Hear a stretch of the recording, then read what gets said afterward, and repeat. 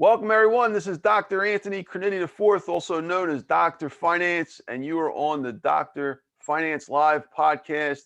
We have an unbelievable guest today. We have Daniel Burrus. Daniel Burrus here is a leading technology futurist, amongst so many other things, including successful entrepreneur.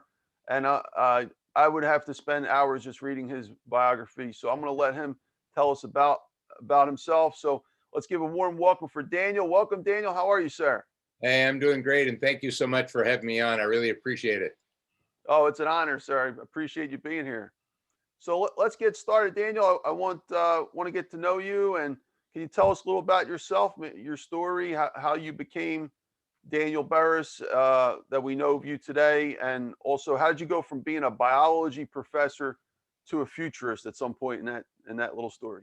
Yeah, well, I think the two most important moments in a human's life is the day you're born and the day you find out why you're born. And I'm lucky that long ago I found out why I was put on the planet, and that is to teach. So instead of just telling people things, I like to empower them. And that's what I want to do in this podcast. So rather than just give you some things, I'd rather empower. So I appreciate you and giving me that opportunity. So I started out, as you said, teaching biology and physics, actually, for a number of years. And but I was always entrepreneurial. I put myself through college playing lead guitar in a rock band, and we actually made money. So I kind of liked that part. And obviously, teaching doesn't make a lot of money, but it does satisfy that other part of me. And I had an idea for an airplane design. I test flew it and ended up with 37 national locations in the first year. Turned out I was pretty good at business. Started another one and another one and another one. Actually, I had 4 going within the first 2 years of doing business. And altogether, of the 6 companies, 5 were profitable in the first year. 4 were national leaders in the US in the first year, pretty good record.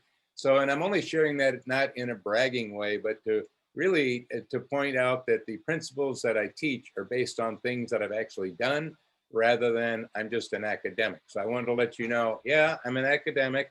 I directed a federal research grant as an undergraduate. Yeah.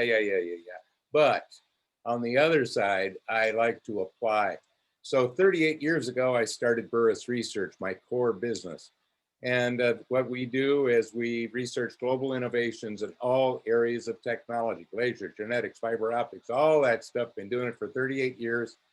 And I've written 7 books, thankfully, that have been bestsellers on all the lists, and have given close to 3,000 keynote speeches around the world, all on a couple of things. One, the predictable future of technology innovation and how to be what I call a positive disruptor, which we'll talk about in a few minutes.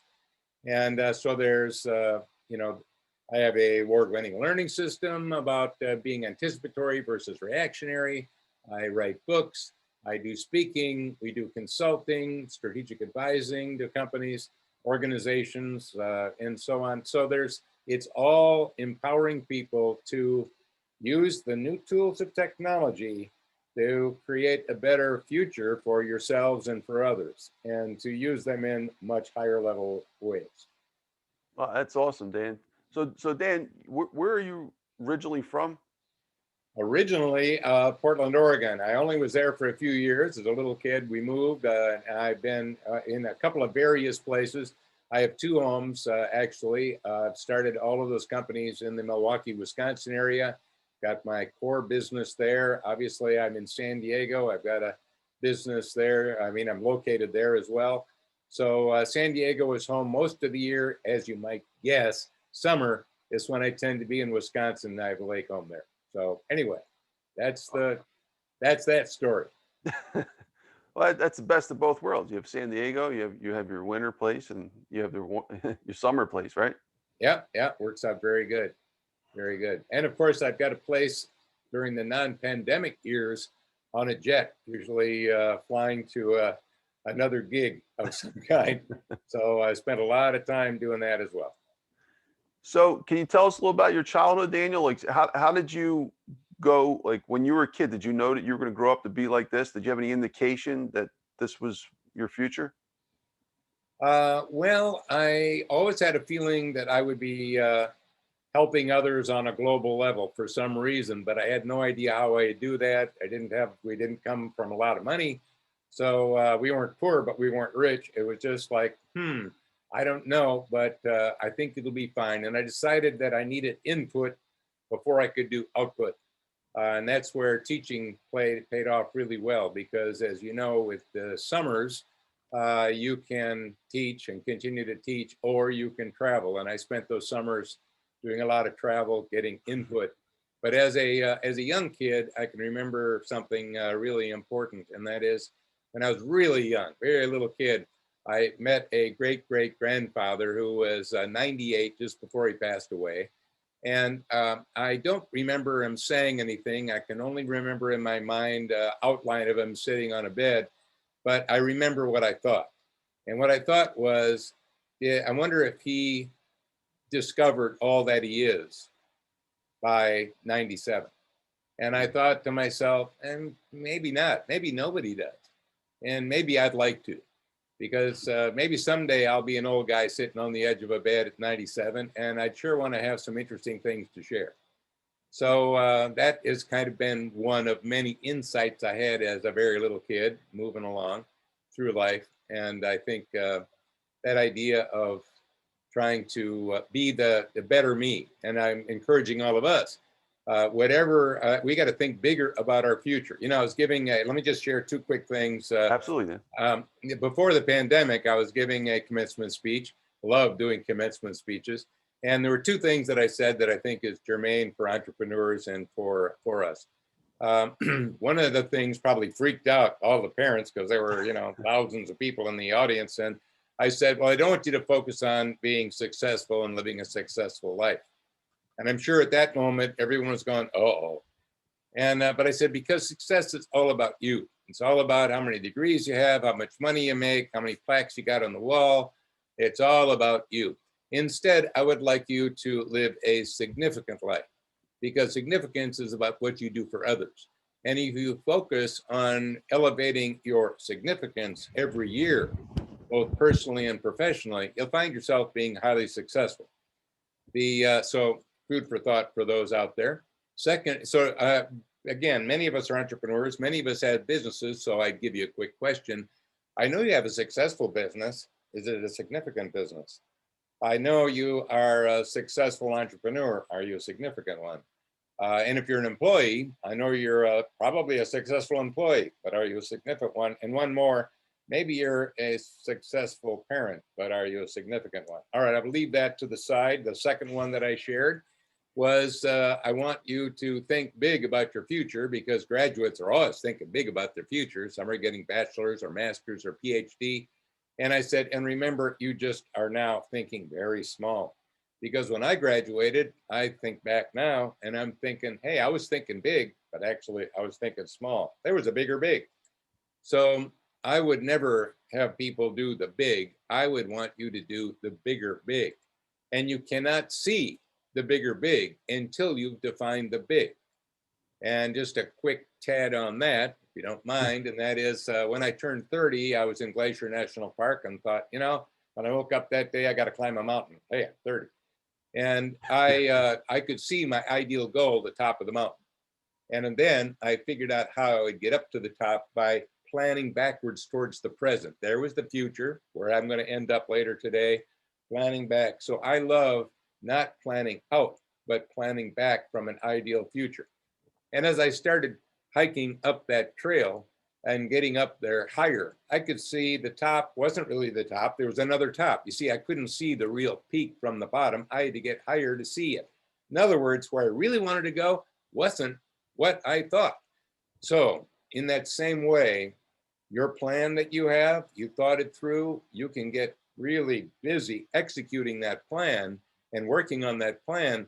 But you know what? You didn't really do the bigger big. You need to step back first and ask yourself, what's the bigger big of this now that I've defined this really good thing? And what are the things I can skip? Because I teach problem skipping.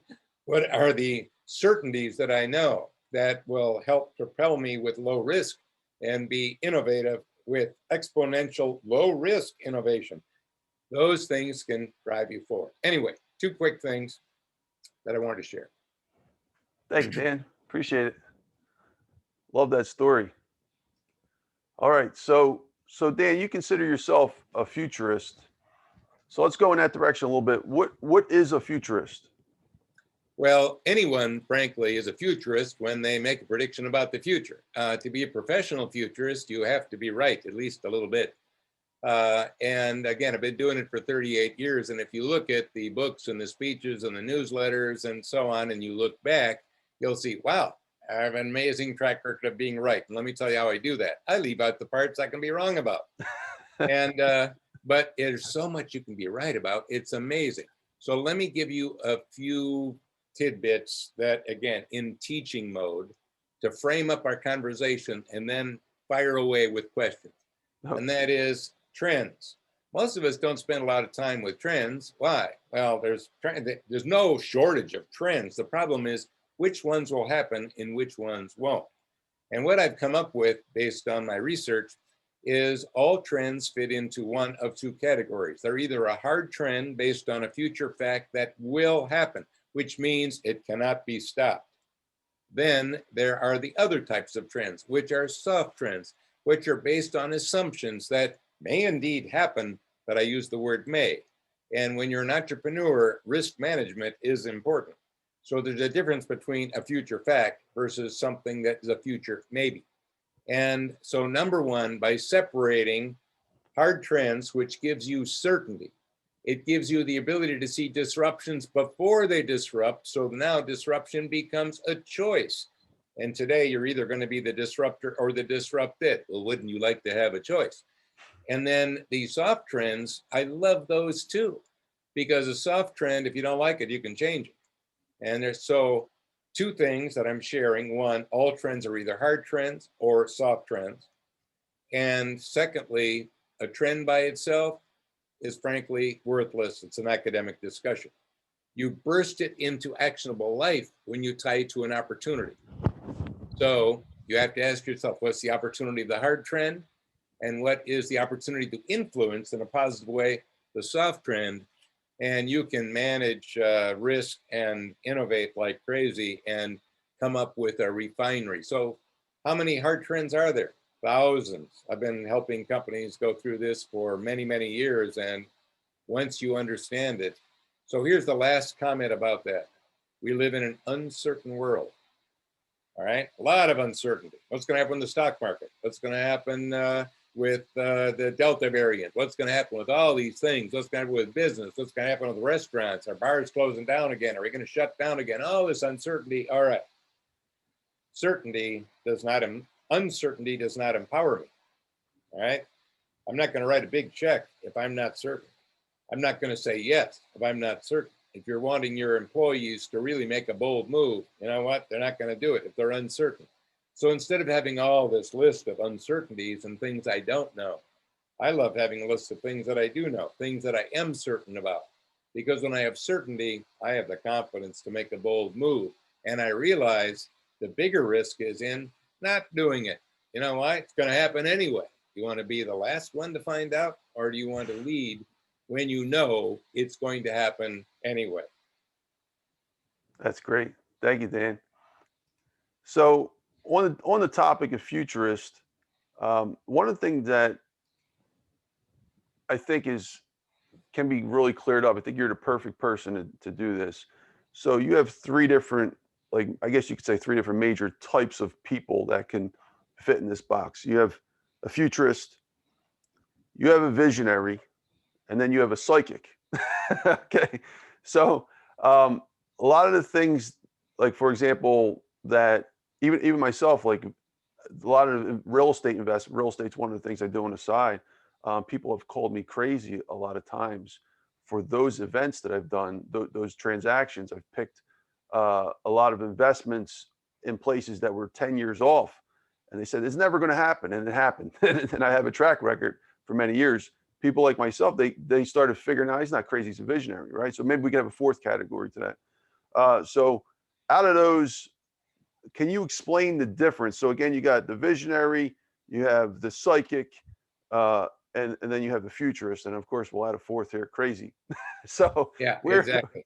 Well, what's first the of all, difference? just a little, let's talk about the visionary for just a minute. And that is, Whenever I have an idea for launching a business or doing some new initiative, when I was younger, if my parents and friends thought I was crazy, I knew it was a great idea. I got to go for it. If they actually agreed with it and liked it, I knew it wasn't a big enough idea. I wouldn't pursue that. So I love the litmus test of people saying I'm crazy. And the reason they say I'm crazy is they haven't done my research. They haven't looked at all the data. They haven't analyzed it the way I have. So really, they're looking at it without the benefit of all of that information that you look at when you do real estate, and I look at when I do real estate and other investments as well. So I use that craziness as a litmus test as to how good the idea is and whether I should pursue it. That's of course just one litmus test. So I think a visionary having vision is really important. And I mean, we would probably not have ever gone to the moon back in the 60s if we didn't have visionaries. And I could give you countless examples of doing that. But visionaries also, I think, as an entrepreneur, one of the reasons I like the hard trend, soft trend methodology is it does help you to ground that vision, and this works for futurists as well, to be able to find a way to separate the wheat from the chaff, those things that we know from those things that may or may not happen. And I think that that puts some context to it. As far as psychics go, I think there is a strong case for intuitive insight.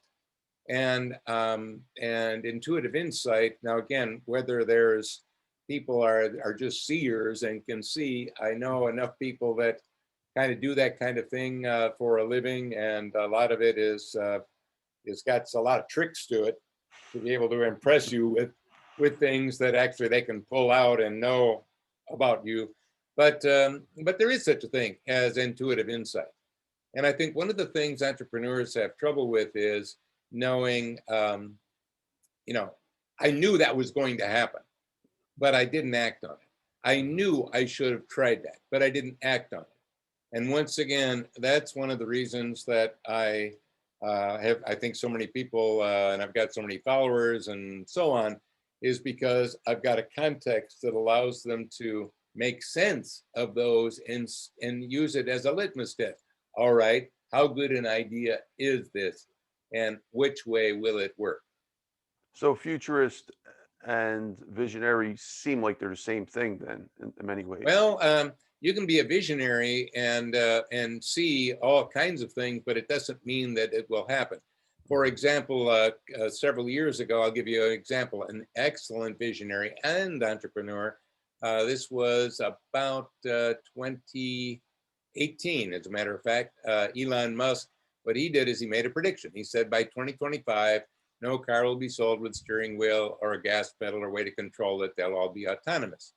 And when he made that prediction, and again, he's a very smart guy, of course, my response was, well, unfortunately, he will be wrong. That's because he's not looking, in this case, at hard trends and soft trends. And my reasoning, first, I like to use something we can all understand. Can you imagine Lamborghini selling a car with no way to control it? You just sit in it and let it drive itself. What are they going to do? Say, hey, it's got nice seats? I don't think so. And if you're a Porsche driver, I don't think you're going to like that. Actually, I like to drive too, and I've had a Tesla Model X since 2016. It can drive itself, not fully autonomous, but fairly well. I drive it more than I put it on automatic because I like to drive. Now, what did I say? We're going to have semi-autonomous is going to be the big thing because I like to drive. I just don't like accidents. And when I'm on a straight road and I'm bored, I'd rather the car drive because frankly, my Tesla can drive better than I can drive when I'm on a straight road or on a highway or something like that, even when it has some turns. So semi-autonomous is the way we'll go for quite a ways. Does that mean there's no fully autonomous? Yes, because one of the principles that I teach, and I'm using this as a teaching moment for all of us, to see the future better, don't think either or, think both and. Either or says it's either going to be this or that, either full autonomy or no autonomy. Either it's the old technology or the new technology. And the answer is no, it's this and this. The key is in the word integration. If you integrate the old with the new in a way that the integration provides more value than the old or the new by itself, you have a pathway to go from the old to the new. So what I'm really saying is, going farther out, not everything will be fully autonomous, and a lot of things will be. And when you start using hard trends, you can even predict where the fully autonomous will go first. It already starting to happen. So just try to wrap it up. Visionaries aren't always right. Yeah. Because you have to have some, some way of, and some context for that. And by the way, since then, I can say, thankfully, I've actually had Elon sharing my tweets and things like that. So I'm kind of happy about that. That's awesome. And by the way, yeah, Mark Victor Hansen was on last episode. He said that's one of my role models. He's a role model to many. Oh, yeah, sure, so Dan, sorry. So it sounds like the futurist is more like a scientific version of the visionary. It's kind of one step higher, right? Yeah, like I would say for sure, because again, we're talking more of a professional futurist. Because if you said right now to all of the podcasters out there, all the people listening to this, we're going to be on the moon by next year. Mm-hmm. You are now a futurist. You see, you're making a prediction. That's a futurist. But we're talking a professional futurist. A visionary might become a futurist just by making a prediction. But again, anybody that can predict is in a way a futurist. And I would like to even say, frankly, we're all futurists if you really think about it. I like that. So I'm trying to give you, but professional futurists, they tend to have some kind of methodology that helps them out. And I think, again, if you went back to my 1993 book, Technotrends, and you would see me talking about smartphones and what we have and when they would come out, social media, all of those things way back in 93, you can see there is a way to do it. But what I'm really telling every listener here is, I don't want to be the only guy on the planet that can do this. I want you to do it as well. That's why I write books. That's why I have learning systems.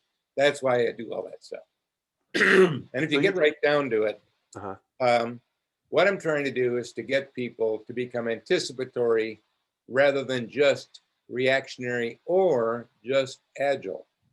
Because everybody is using agility as the key strategy to deal with the rapid acceleration of technological change. But you've got to understand that agility is a reactionary strategy. It's reacting as quickly as you can to a disruption after it disrupts, reacting as quickly as you can to a problem after it occurs. And that's half of the strategy coin for dealing with exponential change. The half that I'm bringing to the world is to be anticipatory, how to anticipate problems before you have them, so you can pre-solve them and not have them in the first place. By the way, if we don't start doing that, we're not going to be happy campers on planet Earth.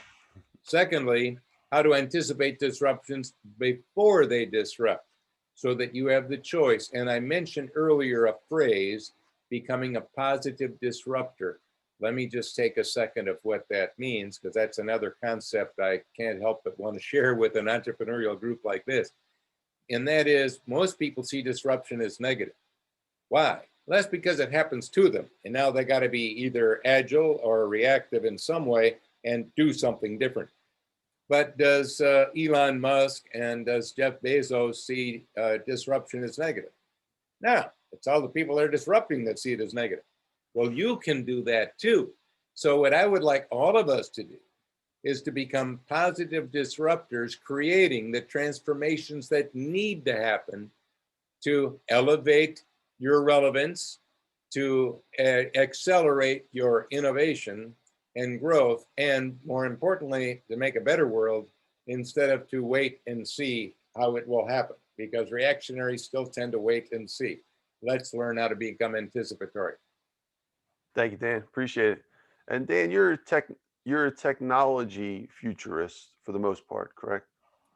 Yeah, I use technology-driven trends, and again, we're tracking all these things for 38 years, and it's amazing. If you go back to 1983 when I started the company, I listed 20 technologies that were the core technologies driving exponential change. If you look at that, you'll see. Remember, 83 we're talking.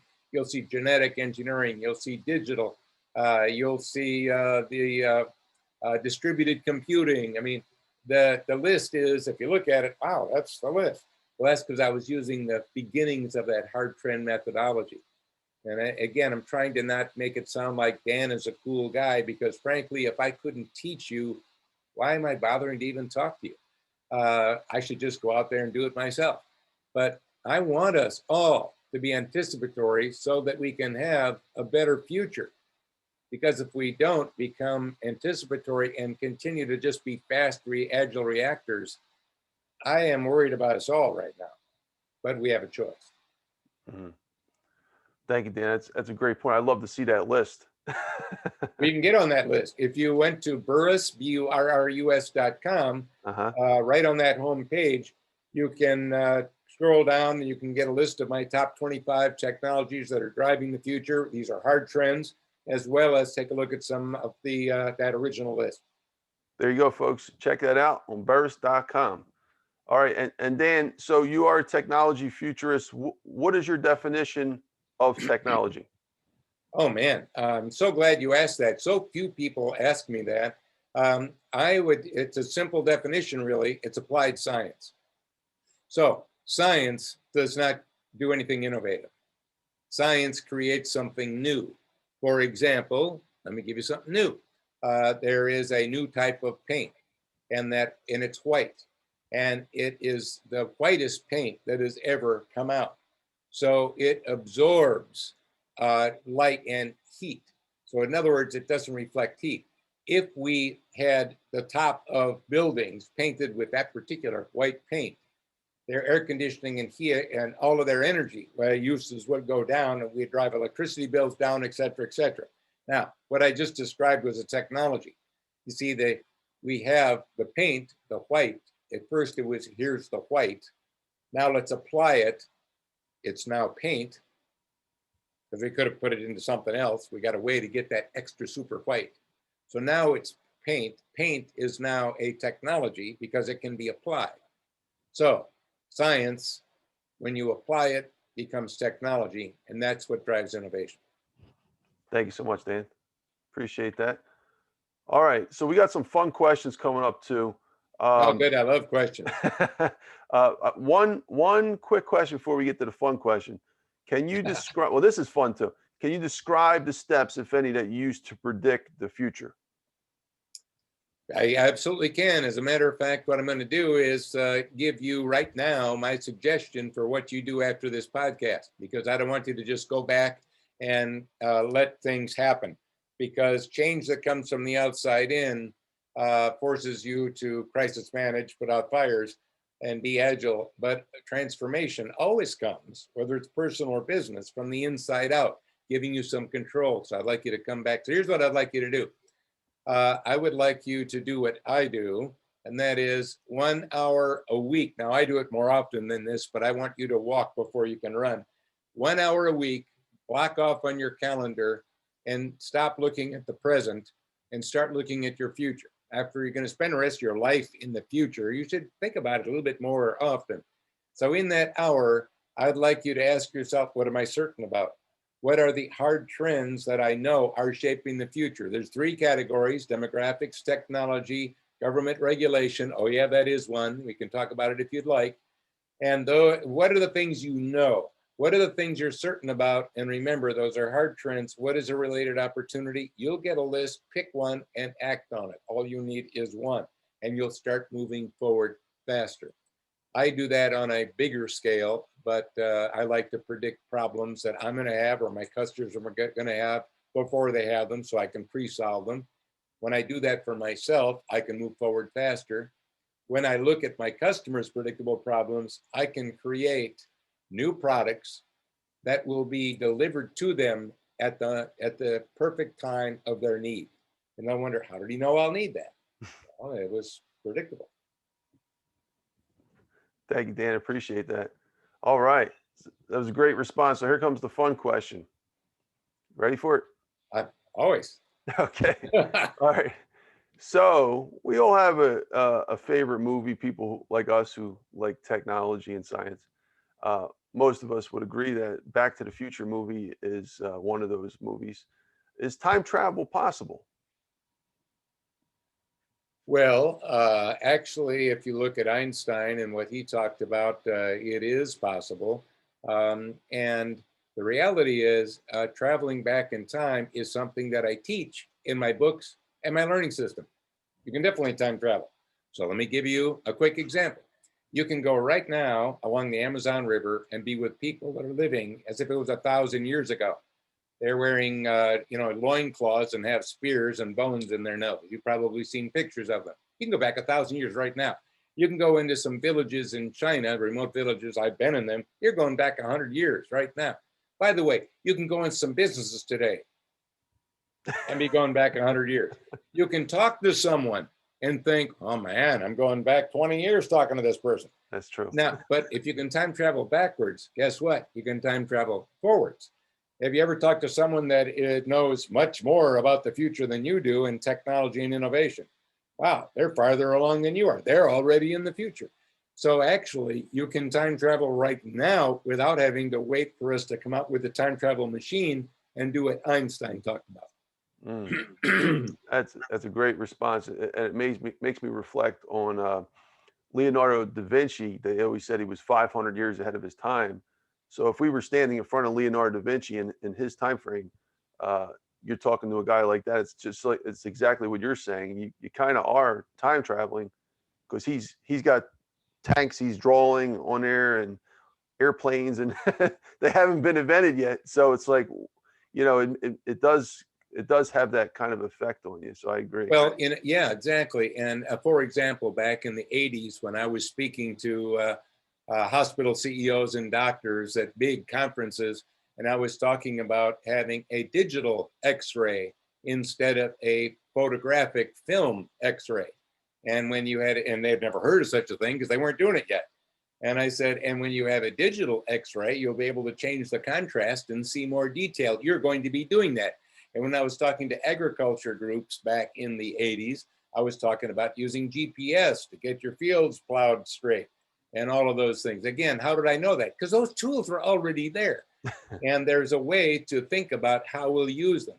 Matter of fact, one of my early 1983 quotes is by the year 2000, we had sequenced the human gene code, which we did in the year 2000. So I've actually had some really great ways of applying technology. And again, instead of me being the only guy to do it, that's why I write books like The Anticipatory Organization, my latest one, and things like that. That's great. Thank you, Dan. Appreciate that. Okay, so can you positively change the future without using creativity? The essence of this question is a reflection on the concept of creativity itself. Creativity, creating things, making new things.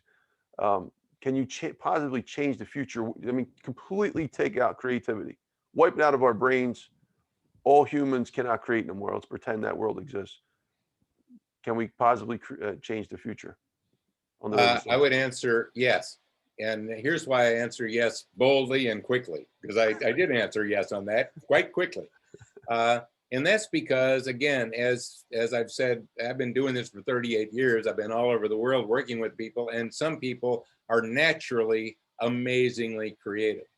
There are other people that are not, they didn't get that creativity gift. They aren't naturally creative. And so if you have a team of people and you want to solve a seemingly impossible problem, or you want to create a new product and you say, okay, we're going to do brainstorming today. I want you to be creative. Let's brainstorm. You may get nothing. Now, it doesn't mean you got no smart, that people aren't smart, but it's like, how do I be creative? And especially right now. So that's one of the reasons that I'm a teacher at heart. One of the reasons I came up with some methodologies. For example, one of the things I teach in my book is how to skip your biggest problem. And as a way of, again, helping you to be creative. In other words, whatever your biggest problem is, that's not it. That's why you still have it. It's defined incorrectly. Once you define what the real problem is, you'll find it completely solvable.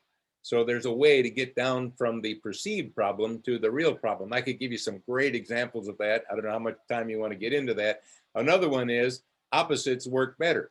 So when you are looking at at anything, a problem, a situation, whatever, if you look in the exact opposite of that concept, there's a way to do that. You often see the bigger big. Let me give you a quick one that deals with movies, since you mentioned movies a few minutes ago, and one that I bet everybody has seen, and that is the original Jaws.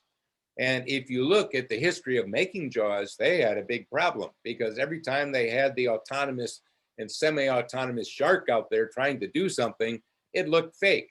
And they had the problem of this fake shark and they couldn't make it look good enough. And the movie was actually looking like it wasn't going to happen until somebody skipped the problem. And they said, let's not show the shark. Let's show what the shark is seeing. They skipped the problem and ended up with Jaws being amazing. So I'm just giving you a quick example of problem skipping. Frankly, I use problem skipping all the time. I use opposites all the time. In my learning system, I've got 28 lessons on how to do it. Those are 2. So what I'm getting at is when you give people the tools to be creative, they don't have to be naturally creative. They can actually do creative things because now they have some tools to do it. So the answer is you don't have to be a natural creative. You just need tools to pull things out of you in new ways. But if they had the creativity, that's when beautiful Better things yet, happen. better yet, better yet. But what I'm getting at is this is not an inclusive, exclusive world. Okay. Instead of saying some of you are creative, are going to be innovative, and some of you aren't, too bad. I'm saying, no, you know what? We can all tap into ourselves. Remember the great-great-grandfather sitting at the end of that bed. You've got more in you, and I don't care how successful you are listening right now. You've got more in you than you realize. I mean, I'll give you one other quick personal thing that I did when I turned 28. I was remembering back about that grandfather thing, and I thought, I got to have a way to find out what's inside me. So I decided to want to learn one new thing every year, starting when I was 28. In 1 year, I learned how to hang glide. 1 year, I learned how to scuba dive. 1 year, I learned how to dance. 1 year, I learned how to do fancy dives off a diving board. 1 year, I got into an open mic on a comedy club. And I spent time doing that. Well, that was decades and decades and decades ago. I mean, I play 12 musical instruments. I've made movies. I've done all these things because 1 a year is doable. By the way, I'm giving you an idea. I hope some of you do that. So what happens? I've got a big palette of experiences and things that I can draw from instead of 1 or 2 things, which most of us have. So what I'm really doing is trying to motivate all of the people listening to this. Are you tapping into all that's inside of you?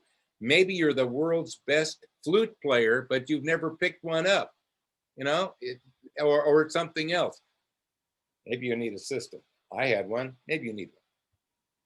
That's beautiful, Daniel. And I think what you're kind of getting into that was that by having all these diverse range of experiences, you have, like you said, the palette to choose from to enable that creativity in you.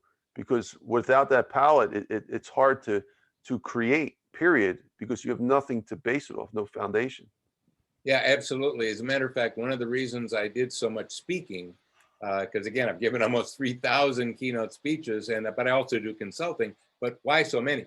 Well, if I was giving the same speech every time, I'd have been bored long ago.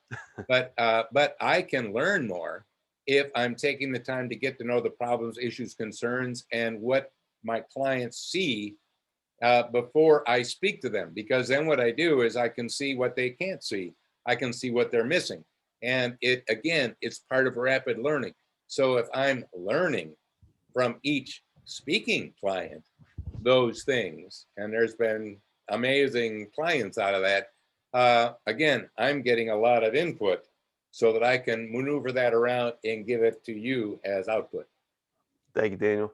Just like it's doing for you, these podcasts that you're doing, you're getting amazing input from all these people.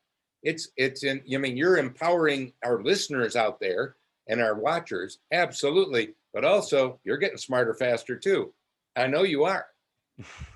Yeah, you're right. The podcasts really are, for me, it's a big discovery. I mean, being able to reverse the table for once and be the student, and get to learn from amazing people like you, it gives me that opportunity. So you're all right. Well, one other little element I just want to say on your behalf, and that is that Your podcast is also doing something significant because you're empowering others with it. And you're not doing it just through bringing people in like myself, but adding your expertise as well, because you're an amazing expert in as well. So Thank I you, think Daniel. this podcast that you're doing is an example of significance, is a pathway to success. And that's what I'm trying to do, change the world to think about my subjects a lot differently, help people to understand the necessity of finance and economics and biology, so it all links together at some point. Absolutely. And you're the guy who's trying to link it together, which I love. Thank you, Daniel. All right. So, real quick, and maybe a minute or less, can you give us 10 inventions that you predict will occur in the next 10 years? Oh, wow. 10 years is a long time in the world of exponential change. Especially now with things happening even faster. Yeah, exactly.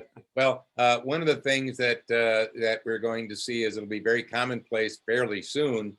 And as we go out, of course, technology gets refined, where AR, augmented reality glasses, will be pretty common for us to be able to overlay information, because again, VR, virtual reality, forces you to be closed off to the real world.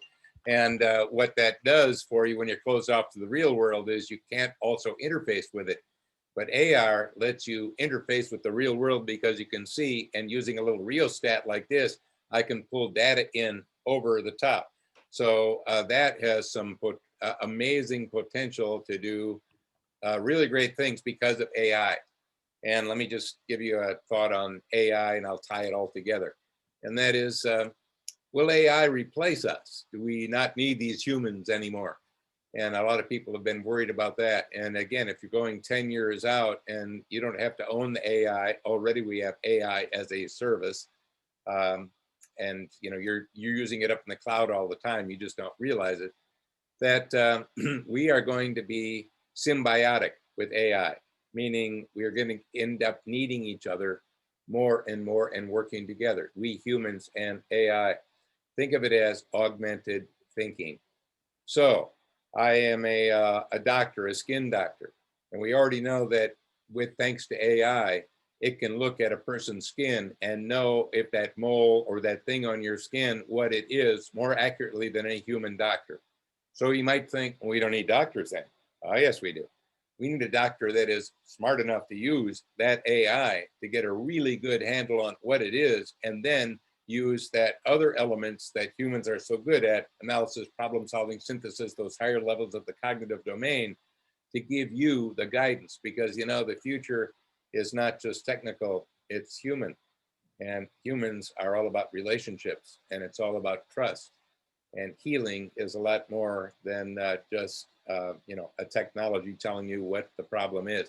What I'm getting is there's a bright future for us. And when we combine AI delivered to us through our ears, and a little thing that is, you can't even see, there's something in your ear, but is a smart earbud allowing you to hear the outside world as well as hear what the AI is telling you, if you choose to do this.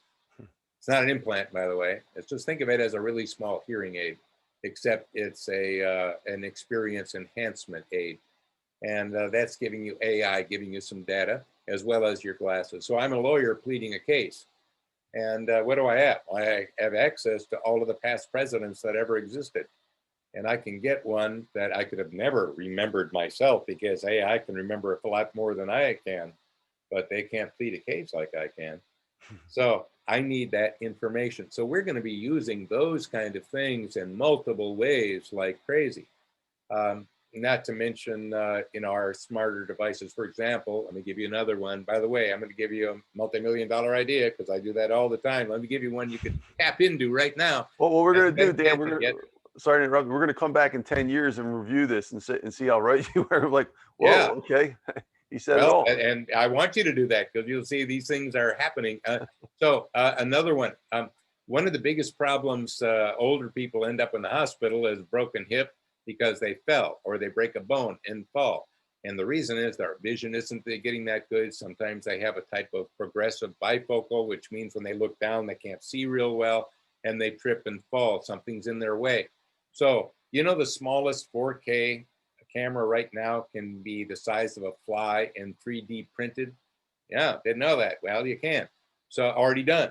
So why don't we put a little 4K camera, or better yet, just a obstacle sensor, as a little thing that slips over the shoe of any old person at all, and it's Bluetooth up to something in their ear that will let them know that there's a step right in front of them, or there's a step going up or down, or some object in their way.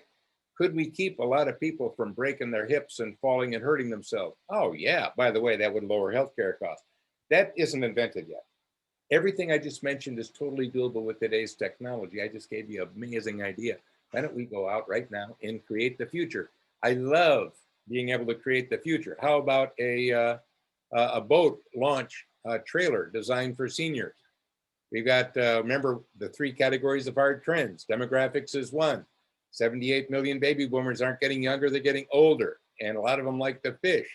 So when they go, and when they get older, it's hard to launch the boat. It's even hard to get in the boat. Good. We know there's going to be more of them. Hard trend. So why don't we come up with the easy launch trailer for seniors? Would there be a built-in growing market for that? Well, absolutely a growing market for that. We got that many people getting older. Do we know where to export it to? Well, yes. Istanbul, average age 28. I'm not going there. Japan, hey, I'm going there quick. They're very aging. So you even know, see what I'm talking? Low risk innovation. And by the way, you think that'll happen? Yeah, that's going to happen. What about the glasses? Yeah, that's going to happen. You see, if you really start thinking about the Internet of Things, which becomes the Internet of Everything, when you start thinking about AI, when you start thinking about, and again, look at my list of 25 on burrus.com. And when you do that, you'll start to see far more than 10 things that are going to happen in the next 10 years. And better yet, these are for entrepreneurs listening to this. You're going to find a gold mine for yourself, but there's no shortage of ideas. You got to narrow it down to one. And that's where, again, I think the hard trends and soft trends really comes into play. I could give you more, but you may have more ideas or more questions for me. You see where I'm going on how you can even invent the future and then know it will indeed happen. Absolutely. So if they want to get more on the list, they go to burrus.com and you have the current list of 25. Yeah, I also write, publish a blog. I've got a couple million blog readers. You find the reason is I publish a lot of those things. Blogs don't cost any money. You can find out about those there or link up with me on LinkedIn and follow or whatever you'd like. Okay, thank you so much, Dan. So I think you're going to like this next question. I want to quote Arthur Koestler. He's one of my favorite writers. He from his book, which I love. It's called The Ghost and Machine. So if you don't mind, just can you be patient just 1 second as I read this through? I want to get your thoughts on this. Okay. Oh yeah, absolutely. All right. I put this in my last book, The Survival of the Richest. That's how important I thought this quote was. Okay, Kessler, an invention once made cannot be disinvented.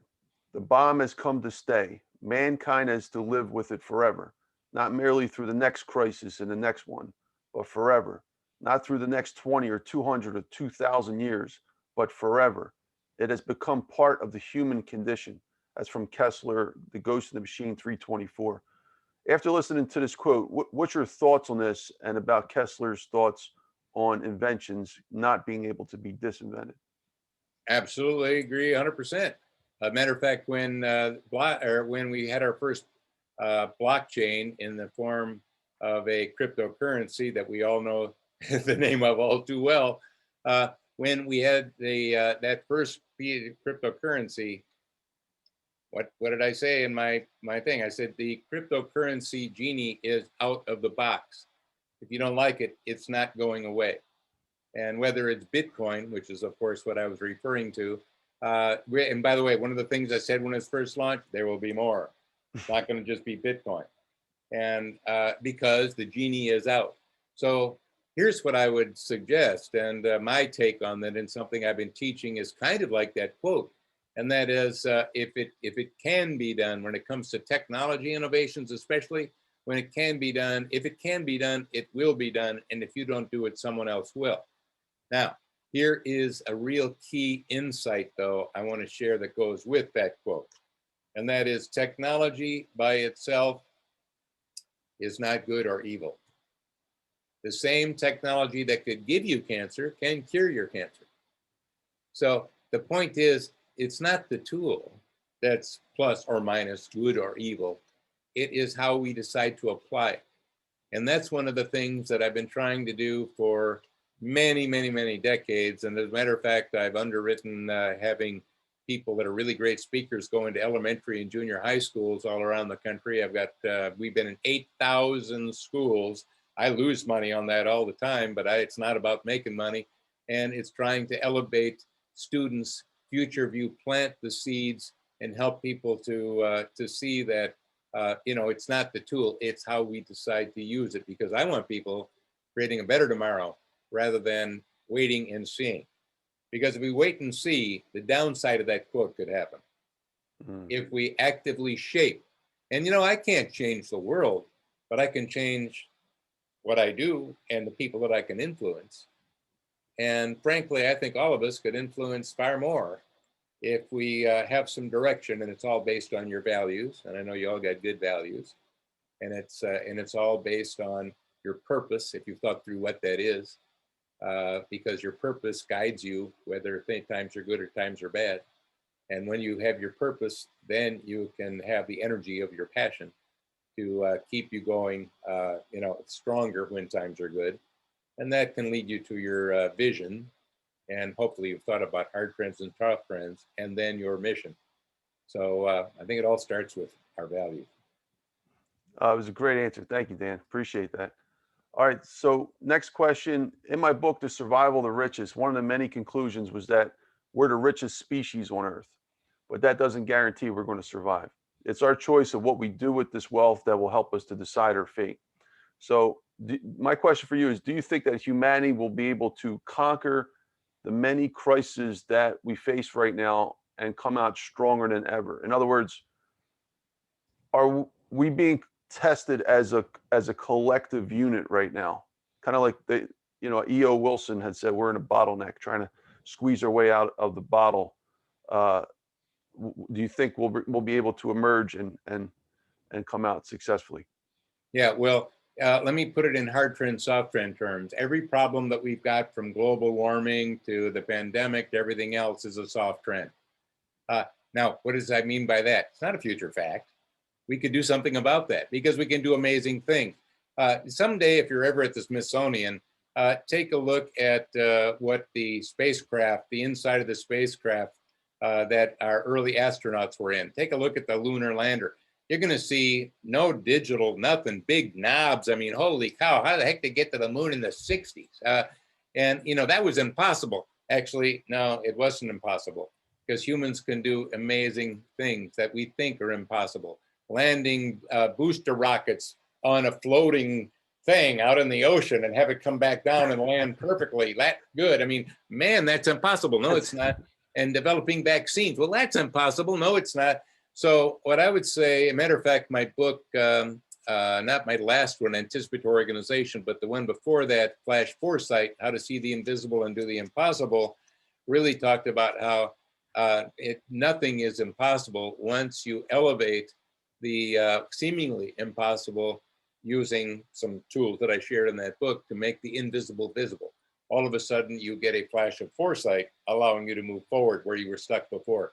I believe that the way of solving all these problems, first of all, starts by looking at the problem itself, and that can usually be found by looking at the mirror in the morning. Because we are the biggest blocks to our own success, but we can also do something about that. And unfortunately, we are crisis managers. Government is crisis managers. We all we wait until the house is on fire before we decide to look for water. Even though we could have seen the risk of fire was very high, and prepared for it. So that's why I want us to become more anticipatory and to realize we do have the tools and the brains, and with a non-ego vision, which is beyond ego, that is elevating all of us, not just some of us. We as humans can do some amazing things. I am worried that we'll wait until we get to the crisis really bad before we take action, because we tend to be crisis managers. But again, I'm trying to sell people on being anticipatory and pre-solve predictable problems. And so am I an optimist is what you really asked. And what I would say is absolutely. First of all, pessimists never innovate, never do anything because they know it's going to fail anyway. Entrepreneurs are always optimists because they're the ones that try new things, that move forward. So am I optimistic about us? Yeah, I am. The tools to solve all of our problems are already there. And the ability to do it are already there. It's up to, do we have the will and are we going to do it? So instead of waiting, I'm suggesting all of us, no wait anymore. Wait and see attitude is not good. I'd like you to take action, pick something, think bigger, and make it happen. So the future is bright for humanity. I think the future is really bright. But again, is it, are we going to end up with a dystopian negative future? That scenario could happen. Notice I said could happen. The key point here is that's a soft trend.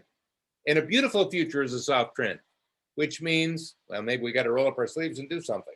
Right. If you want a more connected, a more humane future, hope is not a strategy. You need to start making it happen. And it starts with bingo, you and me and everyone else. You're absolutely right, Dan. All right, Dan, I want to do a quick check on your time to make sure I don't, that I respect your time well. Yeah, I've got, we haven't gone a full hour yet and I've got a little bit more. So yeah, I can do okay. Great. All right, so we have roughly about 5 or 6 more questions left, but they could be answered in about a minute or two. Sure. And I think we'll make time. So what role, I want to talk about networking. We're gonna go back to the business side now, because there is a business side to you. And a lot of people out there need to learn about marketing, and networking is a form of that.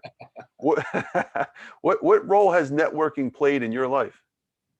Oh, it's played a key role in my life because again, we live in a human world and it's all about relationships and trust and being able to network out and building your network out. I mentioned to you before we got started, I've got over 1 million followers on LinkedIn, but it isn't just about followers. If you're doing something significant with your followers, rather than just trying to show how successful you are, you can empower those followers to go out and do amazing things.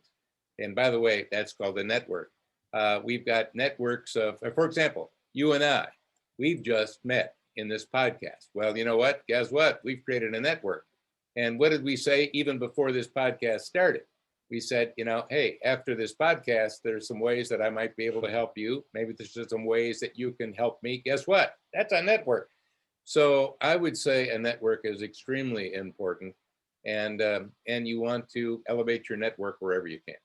Yeah, and by the way, we've been connected on social media, I think LinkedIn and Twitter. Oh yeah, we've been connected for a long time, but we haven't met before. Exactly. And see, that's that human connection. That makes such a big difference. I mean, there's a remote connection of, what you can read from each other and reading my book or me reading your book or reading a podcast, but let's face it, there's something really special, whether it's on a Zoom or a podcast.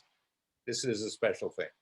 Isn't that odd how I noticed this on Clubhouse. You can go from the whole know, like, trust paradigm of marketing super fast once you actually meet the person or hear them, like over the Clubhouse. Like, it seems that even the best connections on LinkedIn now go into a whole different category of connection. Like, now it's a really super connection. Like, you become close and fast too. It happens fast.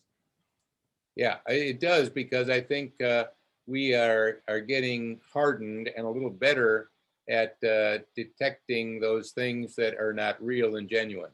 And as we all get a little better at that, because we're getting a lot of bad things, we're starting to be able to separate the wheat from the chaff and get better at those things. So anyway. Yeah, absolutely. That's a great point, Dan. And so tying this into another closely related subject, networking, finding mentors through your network, right? Or expanding your network to find mentors. Is having a mentor important? Yeah, I think having a mentor is really important. I've not had many mentors in my life, but what I've done is I've picked the best of people as I was growing up.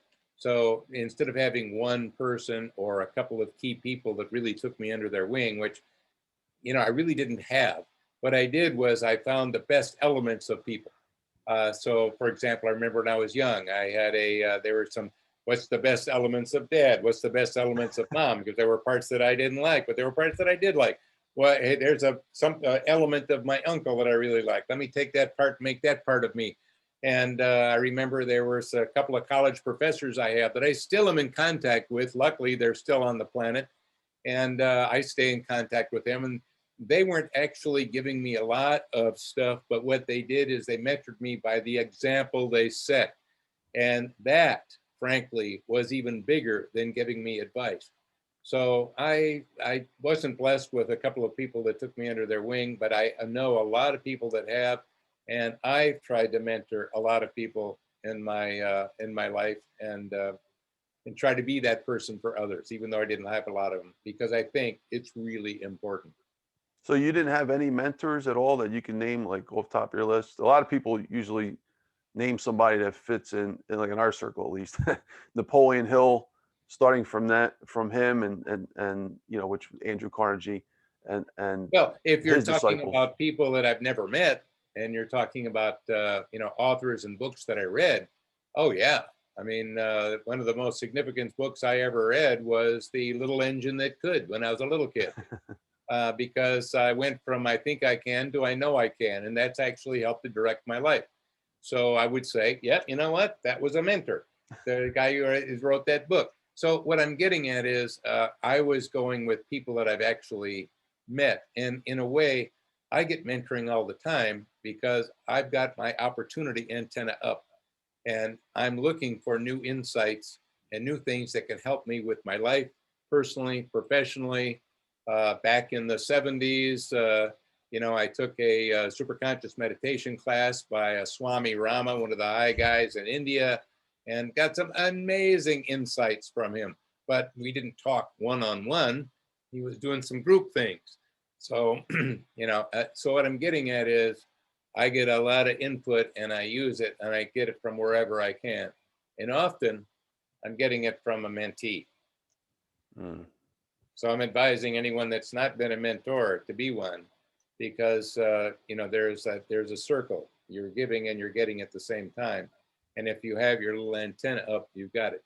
So from an author standpoint, oh yeah, I mean, Plato, Socrates, I mean, you can go back. I've got a lot of people that I drew intelligent from, and and I back in the 70s when I was younger, I thought I was too Western, so I started reading Eastern psychology and Eastern philosophies, and I really expanded myself out. So yes, in that sense, oh yeah, a lot Yeah, of I meant it in both senses, but yeah. But that's from perfect. an individual, not so much, other than bits and pieces that I haven't spent. I didn't have someone taking me under their wing. And giving me, a lot of specific guidance. But inspiration, oh yeah, and just them being who they are can do that. I've And never I, met Elon Musk, but in a way, I get mentoring inspiration from just seeing what he does and so on. So yeah, from that standpoint, oh yeah, I've had a lot. and you had a great point about, and I'm glad you were honest about that, learning from your students, because it really is true.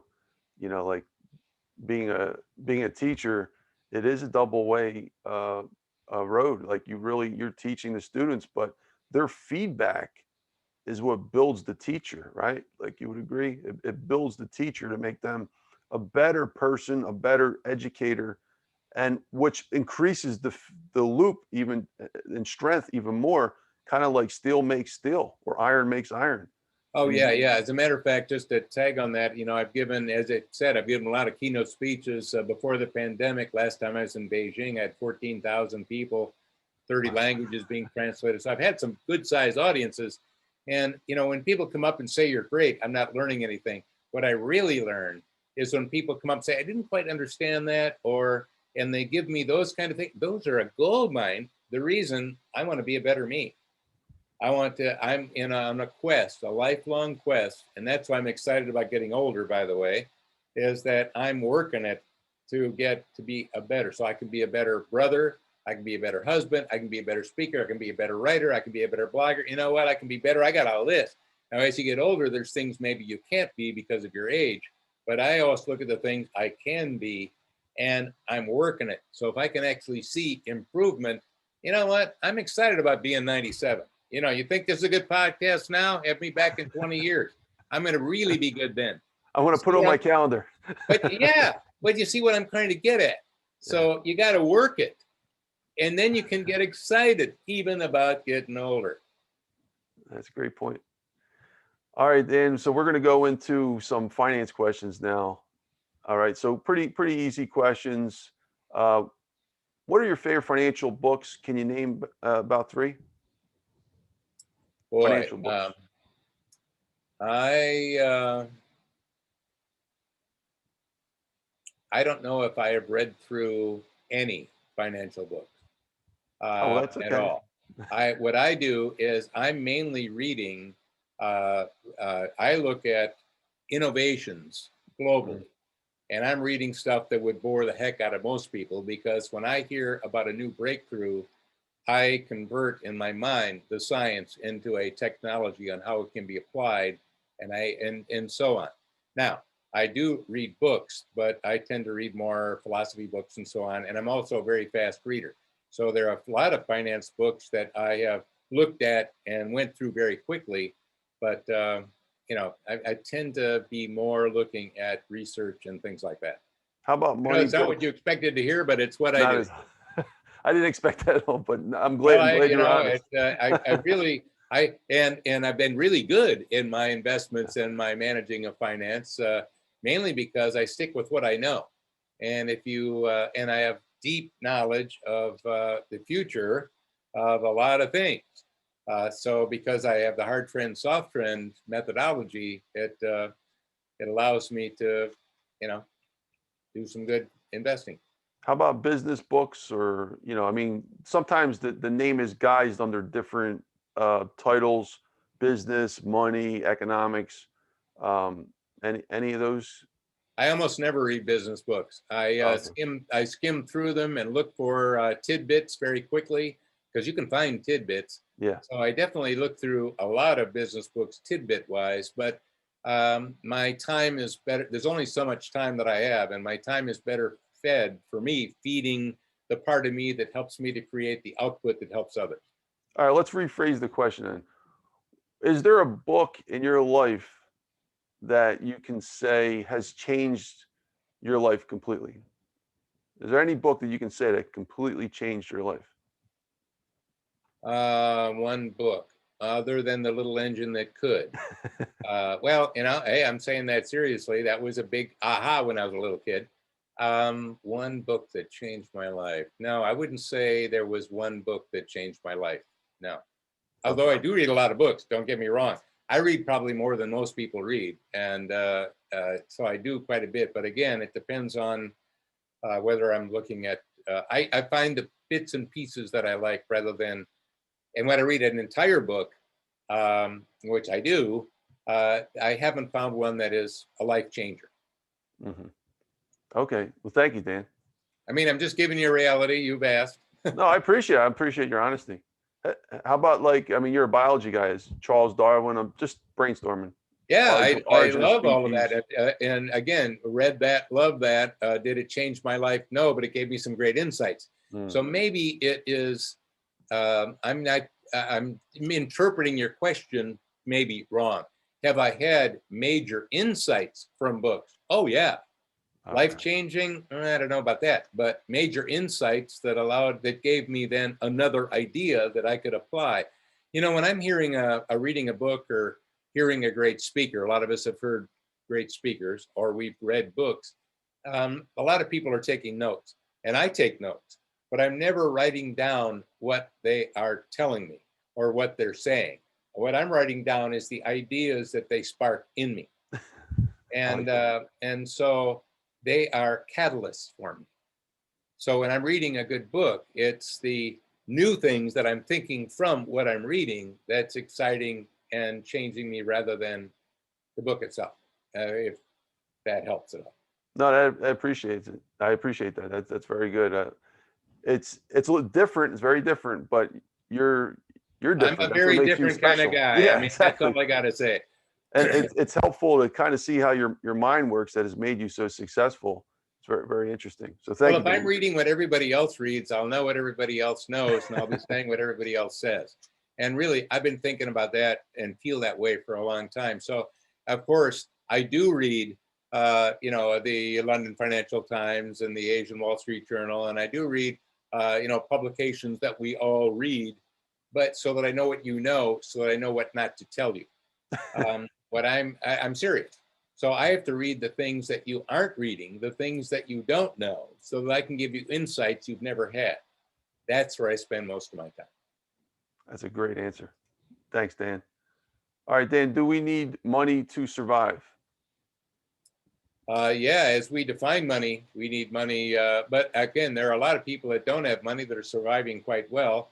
I have been in some very remote regions of the world. I remember when I went to some areas in Africa that they had dung huts and so on, and Where'd you didn't go, have, Masai Mar? yeah, yeah, Sounds yeah, like Miss. I was here. yeah, and I'm also thinking of when I went to climb up on the mountain to see the gorillas and so on. It was very primitive, and they didn't have cash in money, but they did have a way of determining value, which was indeed money. So what I'm getting at is how we define money in that question makes a difference. Something of value to exchange for value received, yes. But do we need that? Well, yeah, we've always had that as human beings. And so do we need money? But it's also, what is wealth? And I can remember when I was fairly young, and I had one of the world's most advanced robots. I've had that at the World's Fair back in the 80s. But anyway, and I had a little kid come up to me, and he saw this really cool robot, and he said, "Mister, are you rich?" And I said, "Well, do you mean, can I afford my own McDonald's hamburger? Do you mean, do I have a lot of friends? Do you mean that I land a helicopter on my boat? What do you mean by that?" And he kind of went, "Oh," and I had to think about that one. So as you can see, I think how we define wealth, how we define money, matter of fact, how we define success. And I would like everyone listening to this to reevaluate their definition of success. It might fit where you were pre-pandemic. It might fit you where you were 10 years ago. I think we got to reevaluate often what we think of and how we personally define money, wealth, success, and so on, because we're not in a static world. We live in a dynamic world. Thank you so much. I appreciate that. It's funny. This is the second time this week that I've heard about the Masai Mara. Mark was mentioning it the other day. So he's been there more recent than me. I was there about 20 years ago. He said that they have cell phones now. Yeah, The yeah. tribe. I've been in that area for a number of times, seeing the Great Migration and so on. And yeah, it's kind of fun seeing a Maasai warrior with a cell phone. But all of a sudden, what does that give them? Well, it gives them GPS. It gives them television. It gives them an educational tool. It gives them a computer. Something that I was predicting would happen in Africa back in the early 80s. But because we would skip them having to have infrastructure, it would all be wireless infrastructure. And that's how they get all those things. Anyway, all of this is actually more predictable than we thought.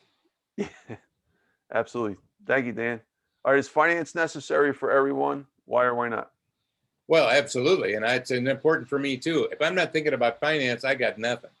So we want to learn as best we can everything that we can, because it is about managing our not just our possessions and our wealth, but also helping us to manage our future. And so I think it's really important. And again, I haven't said there's one book or two or three books, but I pick tidbits out of a lot. And remember, I get insights from them. So am I getting information that's useful? Oh yeah, absolutely. So I'm advising finance, absolutely important. Love the Strategic. answer.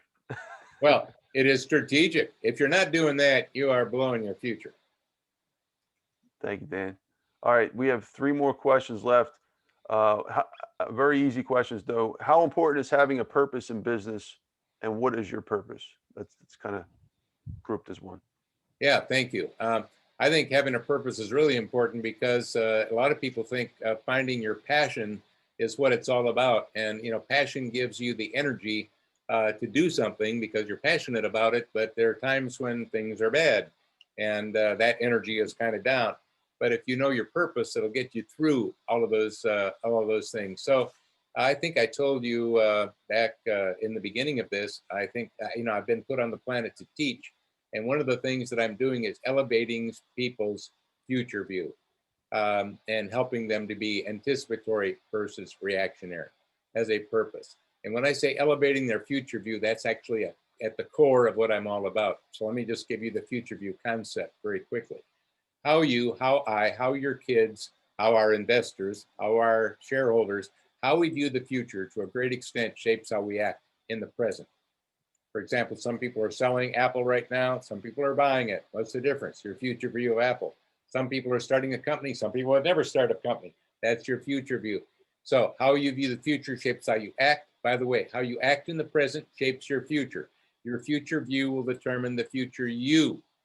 And I believe everyone's, from kids on up, our future view is based on a rear view mirror, not a windshield view. In other words, it's past perspective. You don't even realize the game changers that are in front of us, the mountain of opportunity that's there. If you can change a person's future view, if you can elevate it, you can change their future. That's why we've been in 8,000 schools, elevating kids' future view. So that, and again, we're planting seeds. Not all will grow, but hey, you just got to plant a lot of seeds. That's why I give speeches. That's why I write books. That's why I do blogs. That's why you do your podcast. I think what we're doing is we're trying to elevate people's future view by opening the door to possibilities and help them to see something that was previously invisible to them. Absolutely, Dan. And change the world and make it a better place. Yep, exactly. All right, Dan. So we have two more questions.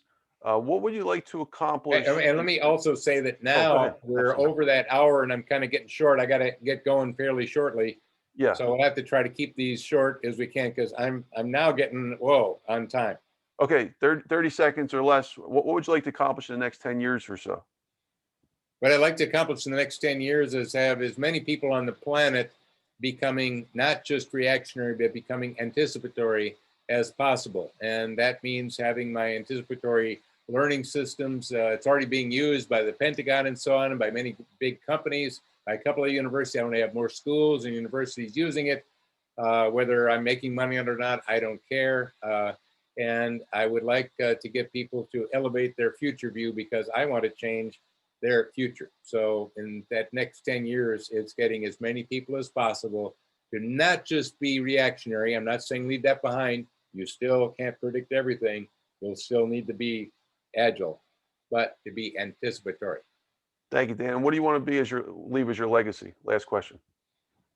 That I elevated people's future and their lives. Elevated it. I didn't say change it. I said elevate it, helping them to see the bigger big and accomplish that bigger big. Thank you, Dan. And I'm going to leave the floor for you for the last moment before we wrap things up. Anything you want to tell the audience, where they can find you, things like that, floor is yours. Yeah, thank you. First of all, I think my anticipatory leader learning system, if you've been interested in this, it's a award winner. You can go to burrus.com, find out more about that. My last book, The Anticipatory Organization, I'm going to give you right now, free hard copy. Yeah, wow, a hard copy free. Now you have to pay a couple bucks for shipping, and you'll see I'm not charging much on shipping, so I'm really not making money on that. If you go to the AO for Anticipatory Organization, theao.com, THEAO book.com, the AO book. I'll give you a copy, send it to you, you'll get it within 4 days. So now you don't even have to buy it. And again, follow me on LinkedIn, read the blogs. And I think what I'll do is elevate your future view and help you to have more than you thought you're going to have. Thank you so much, Dan. All right, folks, we're going to close out. So thank you for listening to Dr. Anthony Criniti IV, myself, on the Dr. Finance Live podcast. We have our special guest, Daniel Burrus. Please check out Daniel's website. Don't forget to follow Daniel and myself everywhere. The website for Daniel, he just mentioned, and for the podcast will be on drfinance.info, as well as podcasts everywhere, every platform possible. It will be launched very shortly. So thanks, Dan. Again, I appreciate it. You're an amazing speaker, by the way, an amazing educator. And I'm very thankful to have you here. And I definitely look forward to seeing you on our Clubhouse event in a few days. So thanks again, Dan. Thanks, everyone, for listening. And see you soon. Bye-bye now. All right. Bye-bye.